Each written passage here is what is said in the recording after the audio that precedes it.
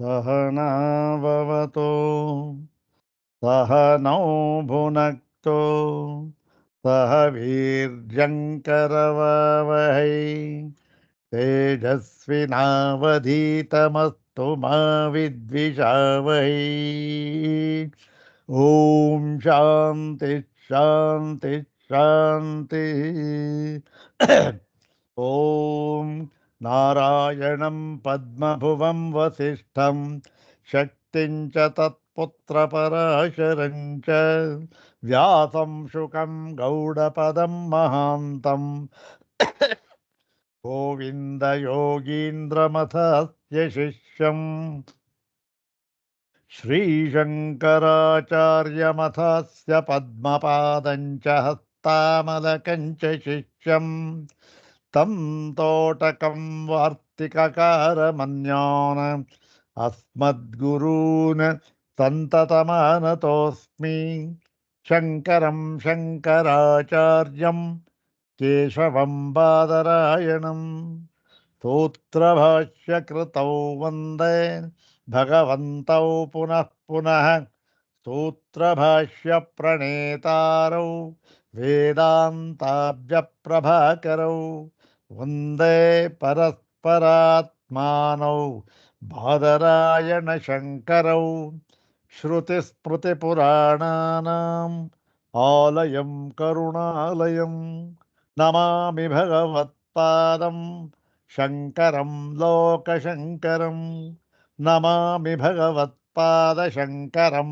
लोकशङ्करं वन्दे तं सच्चिदानन्दं यतिवर्यं महामतिं वेदवेदान्तसारज्ञं सद्गुरुं प्रणतोऽस्म्यहम् सदाशिवसमारम्भां शङ्कराचार्यमध्यमाम् अस्मदाचार्यपर्यन्तां वन्दे गुरुपरम्पराम्।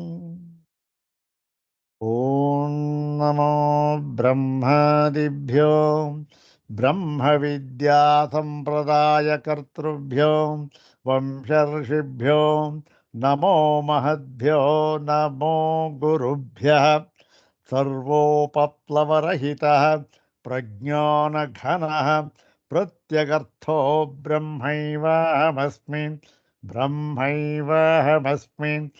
अधीहि भगवो ब्रह्म श्रीमच्छंकर भगवत पूज्यपादमहासद्गुरुभ्यो नमः।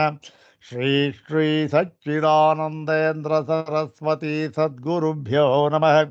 यो ब्रह्माणं विदधाति पूर्वं यो वै वेदांश्च प्रहिणोति तस्मै तगिंहदेवमात्मबुद्धिप्रकाशम् मुमुक्षुर्वै शरणमहं प्रपद्ये।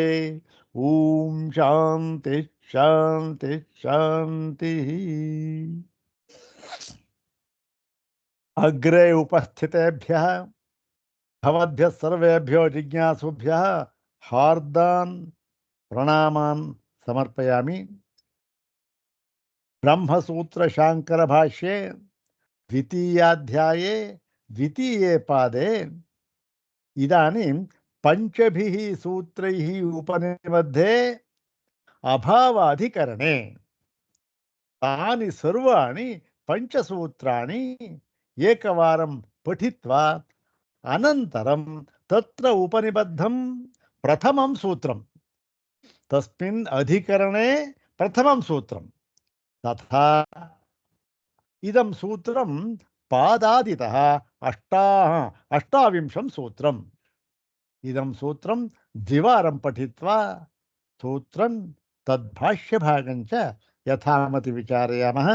सर्वाग्रे शंकर भगवत् पूज्यपादानां प्रशस्तिश्लोकमेकं पठित्वा तेषां पादारविन्दयोः शिरसा प्रणिपत्य अनुग्रहं च प्राप्य प्रकृतम् अष्टाविंशं सूत्रं तद्भाष्यभागं च विचारयामः।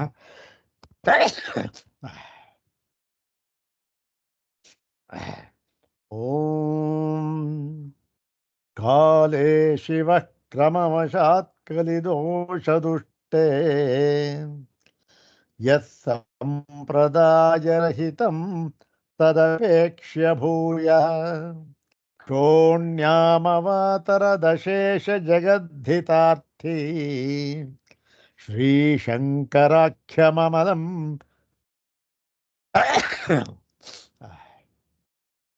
ಗುರುಮಾಶ್ರಯೇತಂ.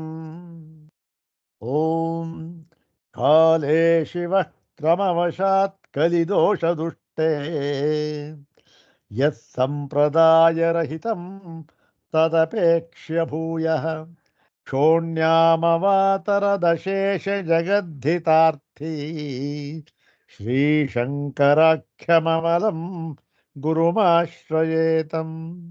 ಶ್ರೀಶಂಕರಾಖ್ಯಮಮಲಂ ಗುರುಮಾಶ್ರಯೇತಂ. ಅಥ ಶ್ರೀಮಚ್ಛಂಕರ ಭಗವತಃ ಕೃತೌ ಶಾರೀರಕಮೀಮಾಂಸಾ ಭಾಷ್ಯೇ ದ್ವಿತೀಯೇ ಅವಿರೋಧಾಧ್ಯಾಯೇ ದ್ವಿತೀಯೇ ಪಾದೇ ಪಂಚಮಂ ಪಂಚಸೂತ್ರಾತ್ಮಕಂ ಅಭಾವಾಧಿಕರಣಂ. ಇದಾನೀಂ ಸಮುದಾಯಾಧಿಕರಣಂ ಸಮಾಪ್ತಂ. ಸಮುದಾಯಾಧಿಕರಣಂ ತತ್ರ ಬಾಹ್ಯಾರ್ಥವಾದಿನಃ ತಥಾ ಬಾಹ್ಯಾರ್ಥವಾದಿನಃ ನಿರಾಕರಣಂ ಕೃತಂ. ವೈಭಾಷಿಕಾಣಾಂಚ ನಿರಾಕರಣಂ ಕೃತಂ. ತತ್ರ ಇದಾನೀಂ ಅಭಾವಾಧಿಕರಣೆ ಅಸ್ಮಿನ್ ಅಭಾವಾಧಿಕರಣೆ ವಿಜ್ಞಾನವಾದಃ ನಿರಾಕ್ರಿಯತೆ. ವಿಜ್ಞಾನವಾದಃ ಬೌದ್ಧಾನಾಂ ಸೌಗತಾನಾಂ ವಿಜ್ಞಾನವಾದಃ ಇದಾನೀಂ ನಿರಾಕ್ರಿಯತೆ. ಪಶ್ಯಾಮಃ. ಓಂ ನಾಭಾವ ಉಪಲಬ್ಧೇಃ ಓಂ ವೈಧರ್ಮ್ಯಾಚ್ಚ ನ ಸ್ವಪ್ನಾದಿವತ್ ಓಂ ನ ಭಾವೋನುಪಲಬ್ಧೇಃ ಓಂ ಕ್ಷಣಿಕತ್ವಾಚ್ಚ ಓಂ ಸರ್ವಥಾನುಪಪತ್ತೇಶ್ಚ. ಇದು ಆ 5 ಸೂತ್ರಗಳು ಅದ್ಭುತವಾದ ಸೂತ್ರಗಳು. ಈ ಬಾಹ್ಯಾರ್ಥವಾದಿಗಳು ಅವರು ಒಂಥರ ಇರಲಿ ಬಿಡಿ, ಅವರು ಎಲ್ಲ ಬಾಹ್ಯಾರ್ಥಗಳನ್ನು ಒಪ್ಪತಕ್ಕಂಥವರು. ಅದರಲ್ಲಿ ವಿಶೇಷವೇನೂ ಇಲ್ಲ. ನಮಗೆ ಕಾಣ್ತಾ ಇದೆ, ನಮಗೆ ನೋಡ್ತಾ ಇದ್ದೇವೆ, ನಾವು ಒಪ್ತೇವೆ, ಅದರಲ್ಲೇನೂ ವಿಶೇಷವಿಲ್ಲ. ಆದರೆ ಈ ವಿಜ್ಞಾನವಾದಿಗಳು ಏನು ಹೇಳ್ತಾರೆ, ಅವರು ವೇದಾಂತಕ್ಕೆ ಬಹಳ ಬಹಳ ಹತ್ತಿರದಲ್ಲಿದ್ದುಕೊಂಡು ಬಾಹ್ಯಾರ್ಥವಾದ ಅಂತ ಯಾವುದನ್ನು ನೀವು ಹೇಳ್ತಾ ಇದ್ದೀರೋ ಅವೆಲ್ಲವೂ ಕೂಡ ವಿಜ್ಞಾನಕ್ಕಿಂತ ಭಿನ್ನವಾಗಿಲ್ಲ. ವಿಜ್ಞಾನವೇ ಈ ಒಂದು ಮನಸ್ಪಂದಿತವಾಗಿ ಏನಾಗ್ತಾ ಇದೆ, ಬಾಹ್ಯಾರ್ಥಗಳಾಗಿ ತೋರ್ತಾ ಇದೆ. ಬಾಹ್ಯಾರ್ಥ ಎಲ್ಲಿದೆ? ಮನಸ್ಸು ವಿಜ್ಞಾನ ಅಂತಕ್ಕಂಥದ್ದು ಒಂದಿದ್ರೆ ಎಲ್ಲ ಬಾಹ್ಯಾರ್ಥ ಅದೇ ತೋರ್ತಾ ಇರ್ತಕ್ಕಂಥದ್ದು ಅಂತ ನಾವು ಯಾವ ಆತ್ಮನೇ ಎಲ್ಲವೂ ಆಗಿ ತೋರ್ತಾ ಇದ್ದಾನೆ ಅಂತ ಹೇಳ್ತಾ ಇದ್ದೇವೋ ಅದೇ ರೀತಿ ಅವರೂ ಕೂಡ ವಿಜ್ಞಾನವೇ ಎಲ್ಲದಕ್ಕೂ ಆಧಾರ. ಇದೇ ಈ ಎಲ್ಲ ರೂಪಗಳಾಗಿ ಭಾವಾತ್ಮಕಗಳಾಗಿ ಬಾಹ್ಯಾರ್ಥಗಳಾಗಿ ತೋರುತ್ತಿವೆ ಅಂತ ಹೇಳ್ತಾ ಇದ್ದಾರೆ. ಇದು ಒಂದು ಹಂತದ ಮಟ್ಟಿಗೆ ಒಪ್ಪತಕ್ಕಂಥ ವಿಷಯವಾದರೂ ಕೂಡ ಇದು ವೇದಾಂತಕ್ಕೆ ಒಪ್ಪವಾದ ವಿಷಯವಲ್ಲ, ಸಿದ್ಧಾಂತವಲ್ಲ. ಯಾಕೆ? ವೇದಾಂತಿಗಳು ಇನ್ನೂ ಮುಂದೆ ಹೋಗಿದ್ದಾರೆ. ಅದನ್ನು ನೋಡೋಣ, ಇದರಲ್ಲಿ ಬರುತ್ತೆ. ಈ ಒಂದು ಕೆಲವು ವಿಚಾರಗಳನ್ನು ಇಲ್ಲಿ ನಾವು ಮಾಂಡೂಕ್ಯ ರಹಸ್ಯ ವಿವೃತಿನಲ್ಲಿ, ಗೌಡಪಾದ ಕಾರಿಕೆಯಲ್ಲಿ, ಅಲಾತ ಶಾಂತಿ ಪ್ರಕರಣದಲ್ಲಿ, ಆ ಬೌದ್ಧ ಪ್ರಕರಣದಲ್ಲಿ ನಾವು ನೋಡಿದ್ವಿ. ಅದನ್ನೇ ಇಲ್ಲಿ ಕೆಲವು ವಿಚಾರಗಳನ್ನು ಹೇಳ್ತಾ ಇದ್ದಾರೆ. ಆದ್ದರಿಂದ ನಮಗೆ ಕಷ್ಟವಾಗೋದಿಲ್ಲ ಇದನ್ನು ತಿಳ್ಕೊಳ್ಳೋದಕ್ಕೆ. ಬಹಳ ಬಹಳ ಮುಖ್ಯವಾದ ವಿಚಾರ. ಹೇಗೆ ವಾದವನ್ನು ಮಂಡಿಸ್ತಾರೆ ಅಂತಂದ್ರೆ ಅದನ್ನು ನಾವು ನೋಡೇ ತಿಳಿಬೇಕು. ಈಗ 5 ಸೂತ್ರಗಳನ್ನು ಪಾರಾಯಣ ಮಾಡಿದ್ದಾಯಿತು. ಅದರಲ್ಲಿ ಪ್ರಪ್ರಥಮ ಸೂತ್ರ ಯಾವುದು? ಓಂ ನಾಭಾವ ಉಪಲಬ್ಧೇ, ಓಂ ನಾಭಾವ ಉಪಲಬ್ಧೇ ಅಂತಕ್ಕಂಥದ್ದು. ಇದರ ಒಂದು ಪದ ವಿಭಾಗ ಕ್ರಮ ಏನಾಗುತ್ತೆ? ನ ಅಭಾವ ಉಪಲಬ್ಧೇ ಅಂತಕ್ಕಂಥದ್ದು ಇತಿ ತ್ರಿಪದಾತ್ಮಕಂ ಇದಂ ಸೂತ್ರಂ. ತ್ರಿಪದಾತ್ಮಕಮಿದಂ ಸೂತ್ರಂ.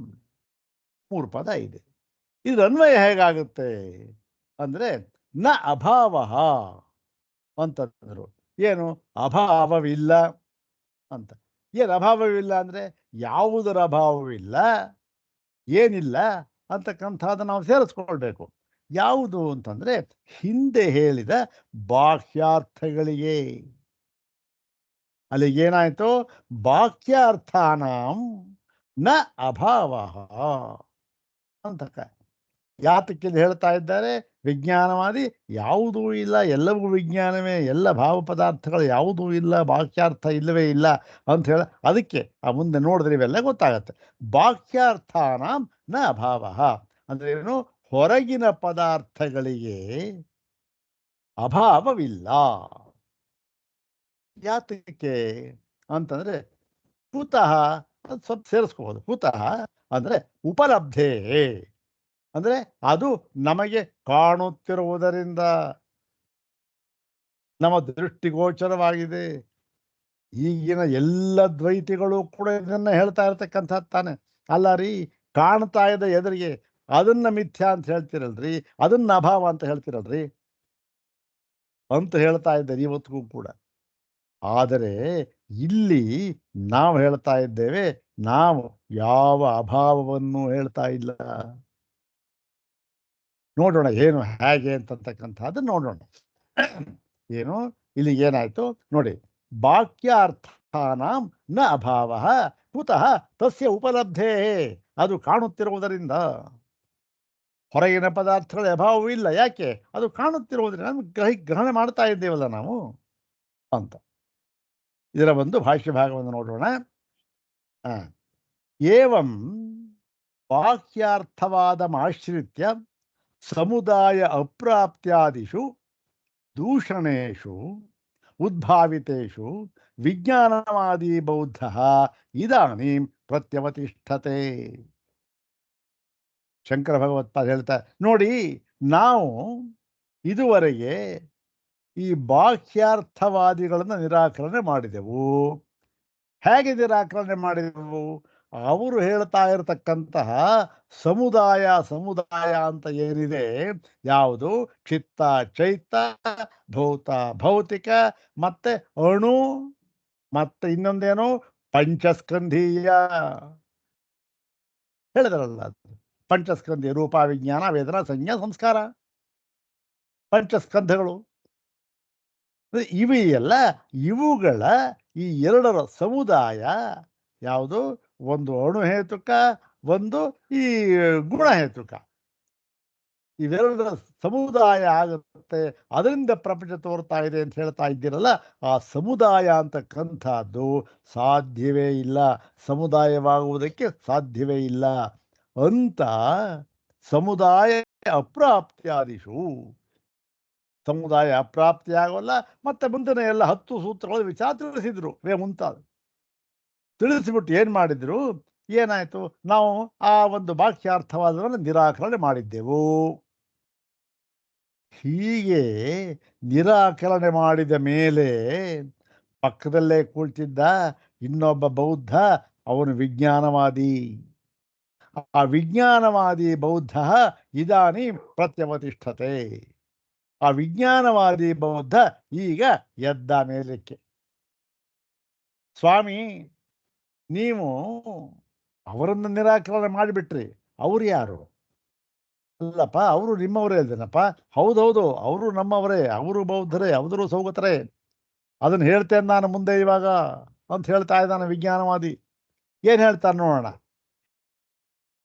ಇದು ಗೊತ್ತಾಯ್ತಲ್ಲ, ಬಾಹ್ಯಾರ್ಥವ ನಿರಾಕರಣೆ ಮಾಡಿ ಈಗ ವಿಜ್ಞಾನವಾದಿ ಬೌದ್ಧ ಎದ್ದು ನಿಂತ.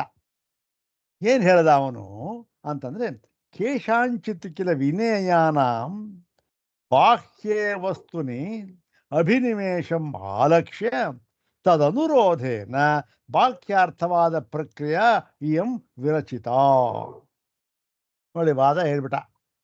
ಇವತ್ತೂ ಕೂಡ ಕೆಲವರು ನ್ಯಾಯವಾದಿಗಳು ಕೋರ್ಟಲ್ಲಿ ಇದನ್ನ ಇಂಥ ವಾದವನ್ನೇ ಮಾಡ್ತಾ ಇದ್ದಾರೆ. ಏನು ಹೇಳ್ದ ಇವನು? ನೋಡಿ, ಕೇಶಾಂಚಿತ್. ನೋಡಿ ಸ್ವಾಮಿ, ಸುಗತ ಇದ್ದ, ಬುದ್ಧ ಇದ್ದ, ಅವನು ಹೇಳ್ದ. ಆದರೆ ಕೆಲವರು ವಿನಯ ಅಂದ್ರೆ ಶಿಷ್ಯರು ಅಂತ ಅರ್ಥ. ಕೆಲವು ಶಿಷ್ಯರು ಏನು ಮಾಡಿದ್ರು? ಅವರಿಗೆ ಎಷ್ಟು ಹೇಳಿದ್ರು ಅರ್ಥವೇ ಆಗಲಿಲ್ಲ. ಅವರು ಕೇವಲ ತಾವು ತಮ್ಮ ಇಂದ್ರಿಯಗಳಿಂದ ಏನನ್ನ ನೋಡ್ತಾ ಇದ್ದಾರೋ ಅದನ್ನೇ ನೋಡ್ತಾ ಇದ್ದೇವೆ, ನಾವು ಕಾಣ್ತಾ ಇದ್ದೇವೆ, ಆದ್ದರಿಂದ ವಾಕ್ಯಾರ್ಥ ಇದೆ ಅಂತಲೇ ಹೇಳ್ಕೊಂಡು ಬಂದುಬಿಟ್ರು. ಮತ್ತೆ ಎಷ್ಟೇ ಹೇಳಿದರೂ ಕೂಡ ಅದಕ್ಕಿಂತ ಮುಂದೆ ಆ ಮುಂದಿನ ವಿಚಾರ ಅವರ ಬುದ್ಧಿಗೆ ಹತ್ತಲೇ ಇಲ್ಲ. ಆದರೆ ಯಾರವರು? ಅವರು ಕೂಡ ಸೌಗತರು, ಸುಗತನ ಅನುಯಾಯಿಗಳು. ಆವಾಗ ಬುದ್ಧ ಏನು ಮಾಡ್ದ? ಯೋಚನೆ ಮಾಡಿಬಿಟ್ಟು ಅವನೇನು ಹೇಳಲೇ ಇಲ್ಲ. ಯಾರು ಅವನ ಅನುಯಾಯಿಗಳು ಹೇಳಿದ್ರು, ನೋಡಿ ವಾಕ್ಯಾರ್ಥವಾದ ಇದೆ ಅಂತ ಹೇಳ್ತಾ ಇದ್ದೀರಲ್ಲಪ್ಪ ನೀವು, ಸರಿ ಕಣ್ರಿ, ಅದು ವಾಕ್ಯಾರ್ಥವಾದ ಇದೆ ಅಂತ ಅವರು ಅದರಲ್ಲೇ ಏನಾಗಿದೆ, ಅಭಿನಿವೇಶಂ, ಆ ವಾಕ್ಯಾರ್ಥವಾದದಲ್ಲೇ ಅಭಿನಿವೇಶವುಳ್ಳವರಾಗಿ, ಅದರಲ್ಲೇ ಆಸಕ್ತಿಯುಳ್ಳವರಾಗಿ, ಅದರಲ್ಲೇ ತಾದಾತ್ಮ್ಯವುಳ್ಳವರಾಗಿ, ಇನ್ನೊಂದು ವಿಚಾರ ನಮಗೆ ಬೇಡ, ನಮಗಿದೇ ಸಾಕು. ಇವತ್ತಿಗೂ ಇದ್ದಾರಲ್ಲ, ನಾವು ಹೇಳೋದೇ ಸತ್ಯ ಕಂಡ್ರೆ ಇನ್ನೊಂದು ವಿಚಾರ ಬೇಡ ನಮಗೆ ಅಂತ. ಅಂಥವ್ರು ಇವರು ವಾಕ್ಯಾರ್ಥವಾದಿಗಳು. ಈ ವಾಕ್ಯಾರ್ಥವಾದಿಗಳು ಹೀಗೆ ಹಠ ಹಿಡಿದ್ರಲ್ಲ, ಅವರಿಗೋಸ್ಕರ ತದನುರೋಧೇನ, ಅಂದರೆ ಅವರ ಒಂದು ಮತವನ್ನೇ ಒಪ್ಪಿ ಅದನ್ನೇ ಅನುರೋಧನೆ ಮಾಡಿ ಏನು ಮಾಡ್ತಾರೆ? ವಾಕ್ಯಾರ್ಥವಾದ ಪ್ರಕ್ರಿಯೆಯಂ ವಿರಚಿತ. ಈ ವಾಕ್ಯಾರ್ಥವಾದವನ್ನ ಇದು ರಚನೆ ಮಾಡಲ್ಪಟ್ಟಿತು. ಈ ವಾಕ್ಯಾರ್ಥ ಯಾರಿಗೆ? ಅವ್ರಿಗಾಗಿ. ಯಾಕೆ ಹಠ ಹಿಡಿದ್ಬಿಟ್ಟು ಅವ್ರಿಗೆ ಬೇರೆ ವಿಚಾರ ತಲೆ ಹೋಗಲೇ ಇಲ್ಲ. ಅದಕ್ಕೋಸ್ಕರ ಇನ್ನೇನು ಮಾಡೋದು? ಆಯ್ತಪ್ಪ, ನೋಡಿ ನಿಮ್ಮ ವಾದಕ್ಕೆ ತಕ್ಕಂತೆ ಹೇಳೋಣ ಅಂತ ಸಮನ್ವಯ ಮಾಡಿಬಿಟ್ವಿ. ಅಷ್ಟೇ ಹೊರತು ಇನ್ನೊಂದು ಮುಖ್ಯವಾದ ವಿಚಾರ ಹೇಳ್ತಾರೆ ನೋಡಿ ಶಂಕರ ಭಗವತ್ತ ಇಲ್ಲಿ. ನಾಸೌ ಸುಗತಾಭಿಪ್ರಾಯ. ಹೋಗೋದಾಯ್ತಿಲ್ಲಿ. ಇದು ನಿಜವಾಗಿ ಸುಗತನ ಅಭಿಪ್ರಾಯವಲ್ಲ. ಸುಗತ ಯಾರು? ಬುದ್ಧ. ಇದು ಬುದ್ಧನ ಅಭಿಪ್ರಾಯವಲ್ಲ. ಬುದ್ಧನ ಅಭಿಪ್ರಾಯ ವಾಕ್ಯಾರ್ಥವನ್ನು ಹೇಳುವುದಾಗಿರೋದಿಲ್ಲ. ಮತ್ತು ಯಾತಕ್ಕೆ ಹೇಳಿದ್ರು ಅವನ ಅನುಯಾಯಿಗಳು ಅಂತಂದರೆ, ಎಲ್ಲೋ ಕೆಲವರು ಈ ಬರೀ ವಾಕ್ಯಾರ್ಥವಾದದಲ್ಲೇ ಮಗ್ನರಾಗಿಬಿಟ್ಟು ತಮಗೆ ಇನ್ನೊಂದು ವಿಚಾರ ಬೇಡ, ಇದೇ ಸರಿ, ನಾವು ಕಾಣ್ತಾ ಇದ್ದೇವಲ್ರಿ, ನಮ್ಮ ದೃಷ್ಟಿಗೆ ಗೋಚರವಾಗ್ತಾ ಇದೆ, ಇಂದ್ರಿಯಕ್ಕೆ ಗೋಚರವಾಗ್ತಾ ಇದೆ, ಇದನ್ನೇ ನಾವು ಒಪ್ಪೋದು, ಇದಕ್ಕಿಂತ ಬೇರೆ ವಿಚಾರವನ್ನು ಒಪ್ಪೋದಿಲ್ಲ ಅಂತ ಶಠರಾಗಿ ತಮ್ಮದಕ್ಕೆ ಅಂಟುಕೊಂಡು ಬಿಟ್ಟಿದ್ದಾರಲ್ಲ, ಅವರಿಗಾಗಿ ಆಯ್ತಪ್ಪ ಸಮನ್ವಯ ಮಾಡೋಣ ಇದಕ್ಕೂ ಅಂತ ಹೇಳಿಬಿಟ್ಟು ಅವರಿಗಾಗಿ ಹೇಳಿದಂಥ ವಿಚಾರ ಈ ವಾಕ್ಯಾರ್ಥವಾದ. ಅಷ್ಟೇ ಹೊರತು ಇದು ಸುಗತನ ಅಭಿಪ್ರಾಯ ಖಂಡಿತ ಅಲ್ಲ ಅಂತ ಹೇಳ್ಬಿಟ್ಟು. ಅಯ್ಯಯ್ಯೋ, ಹಾಗಾದರೆ ಸುಗತನ ಅಭಿಪ್ರಾಯ ಏನು ಅಂತಂದರೆ, ತಸ್ಯತೋ ವಿಜ್ಞಾನೈಕ ಸ್ಕಂಧವಾದ ಏವ ಅಭಿಪ್ರೇತ. ಇಲ್ಲಿ ಒಂದು ವರ ನಾವು ಸೇರಿಸ್ಕೋಬೇಕು. ಏನು? ತಸ್ಯತು ವಿಜ್ಞಾನೈಕ ಸ್ಕಂಧವಾದ ಏವ ಅಭಿಪ್ರೇತ ಅಂತ ಇದೆ, ಅಷ್ಟೇ ಇದೆ. ಅಂದರೆ ಅದೇನು ಅರ್ಥ ಇರೋದು? ಪರಮಾರ್ಥತ್ವೇನ ಅಭಿಪ್ರೇತ ಅಂತ. ಆದರೆ ಸುಗತನ ಅಭಿಪ್ರಾಯ ಏನಿತ್ತು? ಅವರ ಅಭಿಪ್ರಾಯ ಅಲ್ಲ, ಅವರ ಪಂಚಸ್ಕಂಧ ಅಲ್ಲ. ರೂಪ, ವಿಜ್ಞಾನ, ವೇದನಾ, ಸಂಜ್ಞಾ, ಸಂಸ್ಕಾರ ಅಂತ ಪಂಚಸ್ಕಂಧ ಹೇಳಿಬಿಟ್ರಲ್ಲ, ಅವಲ್ಲ. ಅವು ಯಾವುದನ್ನು ಹೇಳಲೇ ಇಲ್ಲ ಅವನು ಸುಗತ. ಮತ್ತು ಅವನು ಯಾವುದು? ಅವನು ಕೇವಲ 5ರಲ್ಲಿ 2ನೇದಿದೆಯಲ್ಲ, ಯಾವುದು? ರೂಪ, ವಿಜ್ಞಾನ ಅಂತ. ಅವನೇನು ಮಾಡ್ದ ನೋಡಿ, ತಸ್ಯತು ವಿಜ್ಞಾನೈಕ ಸ್ಕಂಧವಾದ ಏವ ಪರಮಾರ್ಥತ ವಿಪರೀತ. ಅವನಿಗೆ ಕಣ್ಣಿಗೆ ಕಾಣ್ತಾ ಇದೆ ವಸ್ತು, ಅದನ್ನು ಯಾರು ಅಲ್ಲಗಳೆಯೋದಕ್ಕಾಗೋದಿಲ್ಲ. ಆದರೆ ಅದರ ಪರಮಾರ್ಥ ಸ್ವರೂಪ ಏನು ಗೊತ್ತೇನಪ್ಪ? ವಿಜ್ಞಾನ ಅಂತ ಹೇಳಿ ಆ ವಿಜ್ಞಾನೈಕ ಸ್ಕಂದ, ವಿಜ್ಞಾನ ಸ್ಕಂದ ಒಂದನ್ನೇ ಅವನು ಪರಮಾರ್ಥವಾಗಿ ಇದೇ ಇರತಕ್ಕಂಥದ್ದು ಎಂಬುದಾಗಿ ಸುಗತನು ಹೇಳಿದ್ದಾನೆ. ಅಷ್ಟೇ ಹೊರತು ವಾಕ್ಯಾರ್ಥವಾದವನ್ನು ಅವನು ಹೇಳಲೇ ಇಲ್ಲ. ಮತ್ತು ಹೇಳಿದಾರಲ್ಲಪ್ಪ ಇಷ್ಟೊಂದು 10 ಸೂತ್ರ ಅಂತಂದರೆ, ಅಯ್ಯಯ್ಯೋ ಅವರು ಹಠ ಸ್ವಾಮಿ, ದ್ವೈತ ಅಂದರೆ ಇದೆ, ಬಾಕ್ಯಾರ್ಥ ಇದೆ, ದ್ವೈತ ಅಂತಕ್ಕಂಥ ಇದೆ ಅಂತ. ಅದಕ್ಕೋಸ್ಕರ ಅವರಿಗೆ ಸಮನ್ವಯ ಮಾಡೋದಕ್ಕೋಸ್ಕರ ಅವರ ವಾದವನ್ನೇ ಅನುಸರಿಸಿ ಅದನ್ನೇ ಅನುರೋಧ ಮಾಡಿ ನಾವು ಹೇಳಿದೆ ಅಷ್ಟೆ ಬಾಕ್ಯಾರ್ಥವಾದವನ್ನು. ಸುಗತ ಹೇಳಲಿಲ್ಲ ಇದು. ಸುಗತ ಹೇಳಿದ ಇದನ್ನ, ಯಾವುದನ್ನ? ವಿಜ್ಞಾನೈಕ ಸ್ಕಂಧವಾದ ಏವ ಪರಮಾರ್ಥತ್ವೇನ ಸುಗತೇನ ಅಭಿಪ್ರೇತಃ. ಸುಗತ ಹೇಳಿದ ಪರಮಾರ್ಥವಾಗಿ ವಿಜ್ಞಾನವಾದ ಅಂತ ಹೇಳಿ ಅದನ್ನು ಸ್ವಲ್ಪ ವಿವರಣೆ ಕೊಡ್ತಾ ಇದ್ದಾರೆ ಆಚಾರ್ಯ. ಇದನ್ನು ವಿವರಣೆ ಆ ಒಂದು ಅಲಾತ ಶಾಂತಿ ಪ್ರಕರಣದಲ್ಲಿ ಬಂದಿತ್ತು. ಸ್ವಲ್ಪ ನಾವು ಈ ಓದಿದ್ರೆ ಅದು ಗೊತ್ತಾಗತ್ತೆ, ಜ್ಞಾಪಕಕ್ಕೆ ಬರುತ್ತೆ.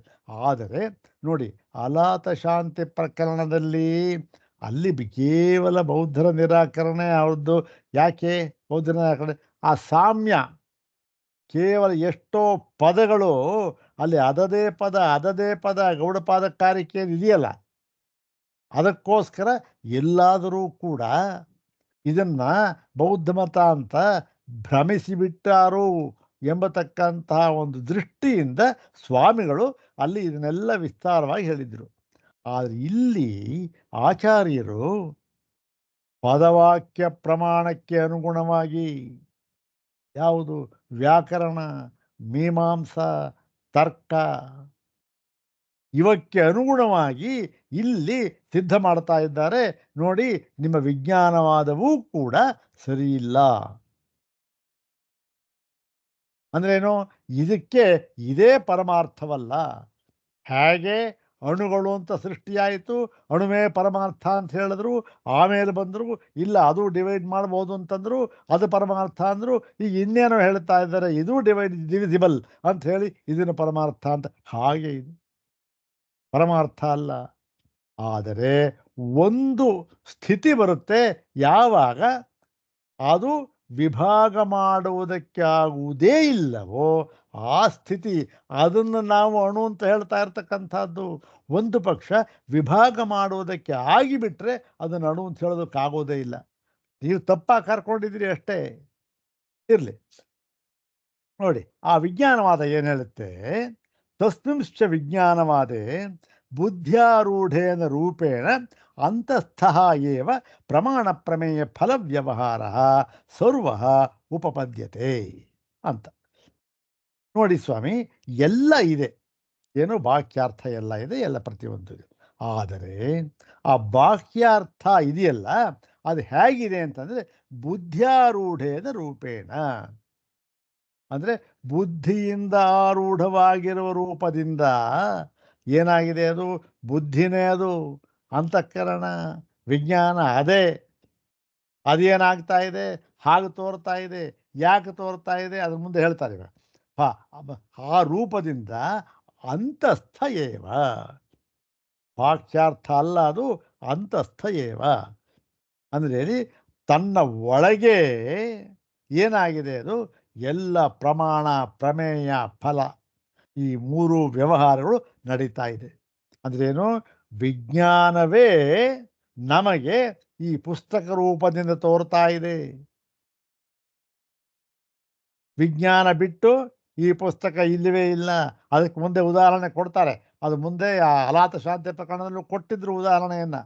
ಸ್ವಲ್ಪ ಜ್ಞಾಪಕಕ್ಕೆ ತಂದುಕೊಂಡ್ರೆ ಗೊತ್ತಾಗತ್ತೆ, ಚೆನ್ನಾಗಿ ತಲೆ ಬುದ್ಧಿಗೆ ಹತ್ತುತ್ತೆ. ನೋಡೋಣ. ಸರ್ವ ಉಪಪದ್ಯತೆ, ಆ ಒಳಗಡೆ ವಿಜ್ಞಾನ ಬಿಟ್ಟಿಲ್ಲ, ಎಲ್ಲ ಒಳಗಡೆ ಆಗುತ್ತೆ. ಪ್ರಮಾಣ, ಪ್ರಮೇಯ, ಫಲ ಎಲ್ಲ ಒಳಗಡೆ. ನಮ್ಮ ಒಳಗಡೆ ಇರತಕ್ಕಂಥದ್ದು. ಆಚೆ ಕಡೆ ಯಾವ ವಾಕ್ಯಾರ್ಥವೂ ಕೂಡ ಇಲ್ಲ, ಏನು ವ್ಯವಹಾರವೂ ಇಲ್ಲ. ಮತ್ತು ಇನ್ನೊಂದು ಹೇಳ್ತಾರೆ, ಸತ್ಯಪಿ ಬಾಹ್ಯಾರ್ಥೆ. ಯಾಕೆ ನಮ್ಮ ಒಳಗಡೆ ಇದೆ ಅಂತ ಅಂದ್ಬಿಟ್ರೆ ಅದಕ್ಕೆ ಕಾರಣ ಹೇಳ್ತಾ ಇದ್ದಾರೆ. ಸತ್ಯಪಿ ಬಾಹ್ಯೇ ಅರ್ಥೆ ಬುದ್ಧ್ಯಾರೋಹ ಮಂತರೇಣ ಪ್ರಮಾಣಾದಿ ವ್ಯವಹಾರ ಅನವತಾರಾತ್. ಈ ವಾಕ್ಯಗಳು ಕನ್ಸ್ಟ್ರಕ್ಷನು ಅಷ್ಟೇ, ಸಂಸ್ಕೃತ ಅದ್ಭುತವಾದ ಕನ್ಸ್ಟ್ರಕ್ಷನ್ ಇದೆ ನೋಡಿ. ಇಲ್ಲಿ ಹೇಳ್ತಾರೆ, ಏನು ಸತ್ಯಪಿ ವಾಕ್ಯೇ ಅರ್ಥೇ ಅಂದ್ರೇನು? ಸತ್ಯಪಿ ಅಂದರೆ ಬಾಹ್ಯಾರ್ಥವು ಒಂದು ವೇಳೆ ಇದ್ದರೂ ಕೂಡ, ಅಂದ್ರೇನು? ಹೊರಗಿನ ಪದಾರ್ಥವು ನಮಗೆ ತೋರ್ತಾ ಇದೆ ಅಲ್ವಾ, ಹೊರಗಿನ ಪದಾರ್ಥವು ತೋರುತ್ತಿದ್ದರೂ ಕೂಡ ಹೇಗೆ ವಸ್ತುತಃ ಪುಸ್ತಕ ನನ್ನ ಮುಂದೆ ಇದೆ, ಭೌತಿಕವಾಗಿದೆ, ನಾನು ಮುಟ್ಟಬಹುದು, ಅದನ್ನು ಎತ್ತಬಹುದು, ಏನು ಬೇಕಾದ್ರೂ ಮಾಡಬಹುದು, ಭೌತಿಕವಾಗಿದೆ. ಇಲ್ಲಿ ಹೇಳ್ತಾ ಇದೆ ಸತ್ಯಪಿ ಬಾಹ್ಯಾರ್ಥೆ. ಹೀಗೆ ಆ ಪುಸ್ತಕ ವಸ್ತುತಃ ನನ್ನ ಎದುರಿಗೆ ಇದ್ದರೂ ಕೂಡ ಏನಾಗುತ್ತೆ, ಬುದ್ಧ್ಯಾರೋಹ ಮಂತರೇಣ ಬುದ್ಧಿಗೂ ಅದು ಪುಸ್ತಕ ಇದೆಯಲ್ಲ ಅದು ನನ್ನ ಬುದ್ಧಿಗೆ ಹತ್ತದಿದ್ದರೆ, ಬುದ್ಧ್ಯಾರೋಹ ಮಂತರೇಣ ಅಂದ್ರೇನು, ಬುದ್ಧ್ಯಾರೋಹಕ್ಕೆ ಬುದ್ಧಿಗೆ ಹತ್ತದೇ ಹೋಗಿಬಿಟ್ಟರೆ ಏನಾಗುತ್ತೆ, ಅದು ಪ್ರಮಾಣಾದ ವ್ಯವಹಾರ ಅನವತಾರ. ಆವಾಗ ಯಾವ ಪ್ರಮಾಣಾದ ವ್ಯವಹಾರಗಳೇ ಇರೋದಿಲ್ಲ. ಯಾಕೆ? ಪುಸ್ತಕ ಅಂತಲೂ ಇಲ್ಲ. ನನಗೆ ಬುದ್ಧಿ ಹತ್ತರೆ ಪುಸ್ತಕ ಇದೆ ಅಂತ ಗೊತ್ತಾಗೋದು. ಇಲ್ಲೇ ನಾನು ಎಲ್ಲೋ ಜ್ಞಾನವಾಗಿದ್ದರೆ, ಏನನ್ನ ಯೋಚನೆ ಮಾಡ್ತಾ ಇದ್ದರೆ ಎದುರಿಗೆ ಪುಸ್ತಕ ಇದೆ ಆದರೂ ಗೊತ್ತಾಗ್ತಾ ಇಲ್ಲ, ಎದುರಿಗೆ ಬಂದ ಗೊತ್ತಾಗ್ತಾನೆ ಇಲ್ಲ. ಈಗ ಸ್ವಾಮಿ ತಂದು ಇಟ್ಬಿಟ್ಟು ಹೋದನ ಸ್ವಾಮಿ ಕಾಫಿನ, ಗೊತ್ತೇ ಇಲ್ಲ ಕಣಯ್ಯ. ಯಾಕೆ? ಬುದ್ಧ್ಯಾರೋಹ ಆಗಿಲ್ಲ. ಆದ್ದರಿಂದ ಬುದ್ಧ್ಯಾರೋಹವಾಗದೆ ಹೋಗಿಬಿಟ್ಟರೆ ಯಾವ ಪ್ರಮಾಣ ಪ್ರಮೇಯ ವ್ಯವಹಾರವೂ ಕೂಡ ಆಗುವುದಿಲ್ಲ.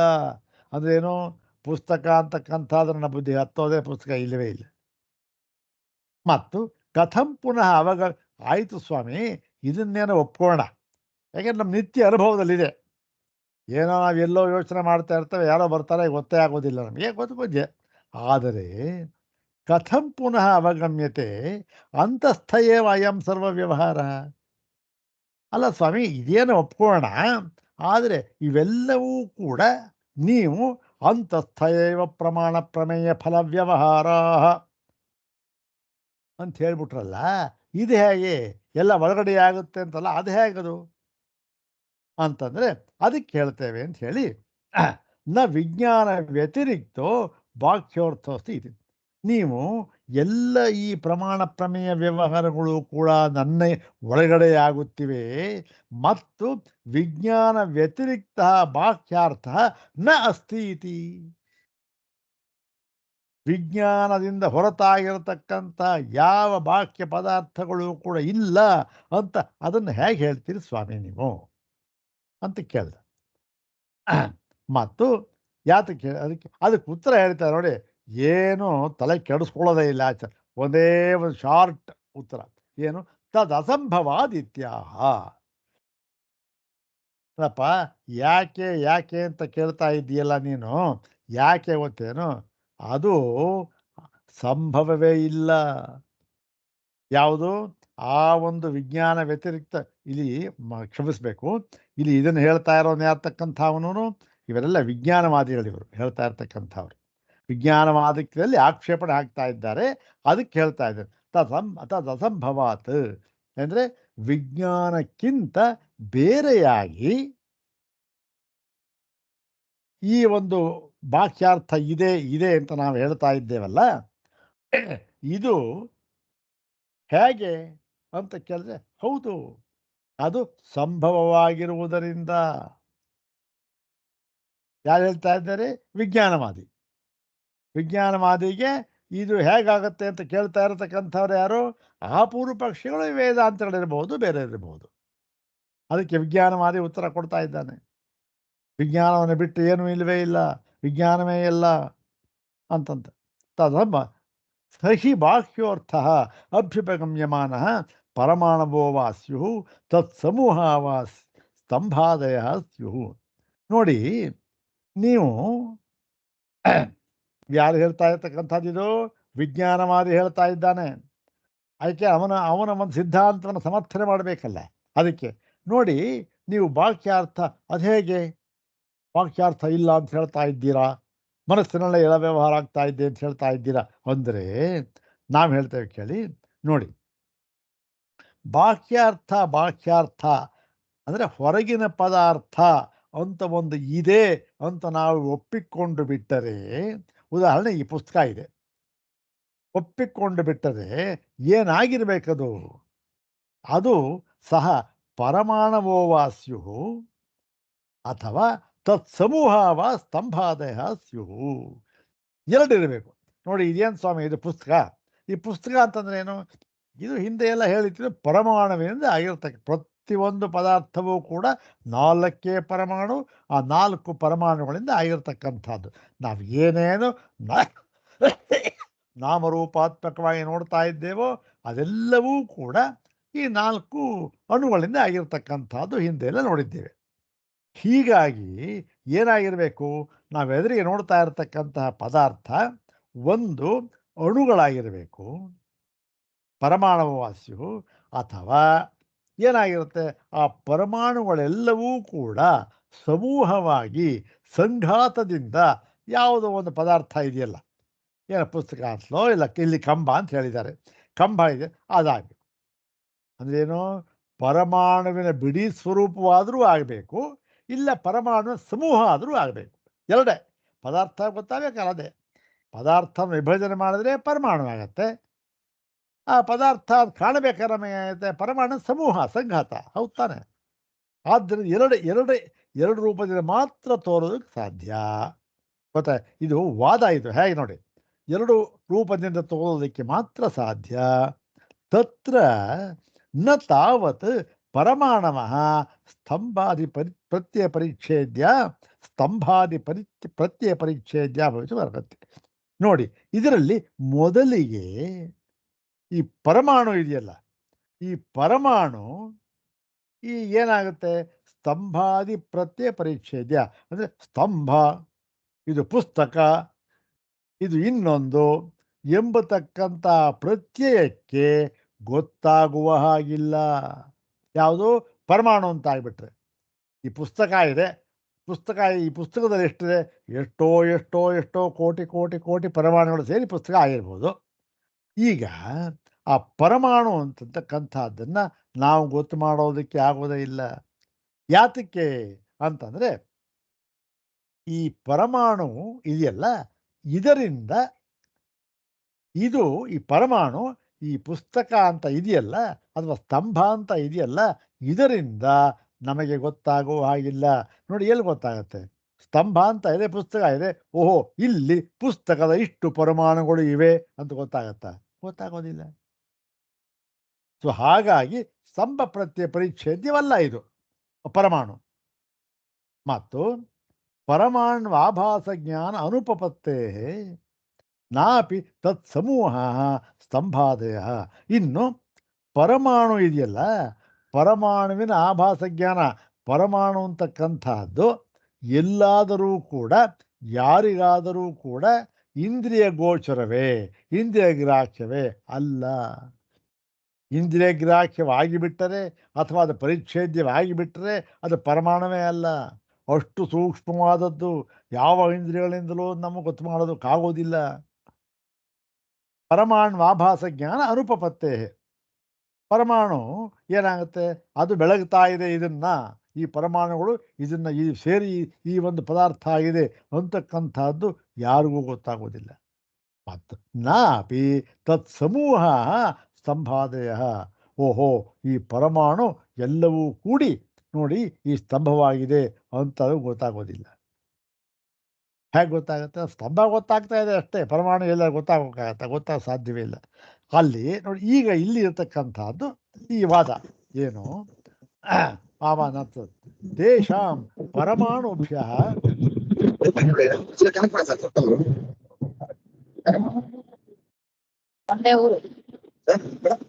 DKC ಅವರು ಯಾರಿಗೆ ಹಾಕಿದ್ರು ಮತ್ತೆ ವೋಟಿಂಗ್? ಅವ್ರಿಗೇನಾ? DK ಸುರೇಶ್ಗೆ ಇಲ್ಲ ಮೇಡಮ್, ನಾನು ತೇಷಾಂ ಪರಮಾಣುಭ್ಯ ಅನ್ಯತ್ವ ಅನನ್ಯತ್ವಾಭ್ಯಾಂ ನಿರೂಪಯಿತು ಅಶಕ್ಯತ್ವಾತ್. ಹೀಗೆ ಈ ಪರಮಾಣು ಇದೆಯಲ್ಲ, ಇದು ಆ ಸ್ತಂಭಕ್ಕೆ ಸೇರಿದೆ, ಸ್ತಂಭದ ರೂಪ ಪರಮಾಣು ಸಮೂಹವಾಗಿ ಸ್ತಂಭವಾಗಿದೆ ಅಂತಕ್ಕಂಥದ್ದಾಗಲಿ, ಅಥವಾ ಸ್ತಂಭಕ್ಕಿಂತ ಬೇರೆಯಾಗಿದೆ ಎಂಬತಕ್ಕಂಥದ್ದಾಗಲಿ ನಮಗೆ ನಿರೂಪಣೆ ಮಾಡುವುದಕ್ಕೆ ಆಗುವುದಿಲ್ಲ. ಯಾವುದು ವಿಜ್ಞಾನವಾದ ಹೇಳ್ತಾ ಇರ್ತಕ್ಕಂಥ ಇದು ನಮ್ಮ ಸಿದ್ಧಾಂತ, ಹೌದು ತಾನೆ? ಆ ತತ್ವಾನ್ಯತ್ವಾಭ್ಯಾಮ ನಿರ್ವಚನೀಯೇ ಅಂತ. ಇದು ತತ್ವ ಅಂತೂ ಹೇಳೋಕ್ಕಾಗೋದಿಲ್ಲ, ಅನ್ಯತ್ವ ಅಂತೂ ಹೇಳೋಕ್ಕಾಗೋದಿಲ್ಲ, ಅದಕ್ಕೆ ಸೇರಿದ್ದು ಅಂತ ಹೇಳೋಕ್ಕಾಗೋದಿಲ್ಲ, ಸೇರಿಲ್ಲ ಅಂತೂ ಹೇಳೋಕ್ಕಾಗೋದಿಲ್ಲ. ನಮ್ಮ ವಾದವೂ ಇದೆ. ಆದರೆ ಇವರು ಅದೇನೆ ಸ್ವಲ್ಪ ವ್ಯತ್ಯಾಸ ಮುಂದೆ ಹೇಳ್ತಾರಲ್ಲ. ಇದು ಅದಕ್ಕೆ ಸೇರಿದ್ದು ಯಾರು ಕಡಿಮೆ ಇಲ್ಲ, ಎಲ್ಲ ಎಸಿ ಹಾಕ್ಬಿಡ್ತೀಯ ಕ್ಲೋಸ್ ಮಾಡ್ಬಿಟ್ಟು ದೂರ ಆಗ್ಬಿಡುತ್ತೆ. ನಮ್ಮ ಪ್ರಜೆಗಳು ಬುದ್ಧಿವಂತರಾಗಬೇಕು ಸರ್. ನಮ್ಮ ಪ್ರಜೆಗಳು ಜನಗಳು ಬುದ್ಧಿವಂತರಾಗಬೇಕು ಸ್ವಲ್ಪ. ಎಸಿ ಹಾಕ್ತೀಯಪ್ಪ, ಧೂಳು ಬರುತ್ತೆ ಇನ್ನು. ಅದು ಸ್ವಲ್ಪ ಮೂರ್ತಿ ಸಣ್ಣ ಇದ್ರೆ ಆಯಿತು, ಟೈಮ್ ಆಯಿತು, ನಾಳೆ ನೋಡೋಣ. ಓಂ ಶಾಂತಿ ಶಾಂತಿ ಶಾಂತಿ. ಓಂ ತತ್ಸತ್.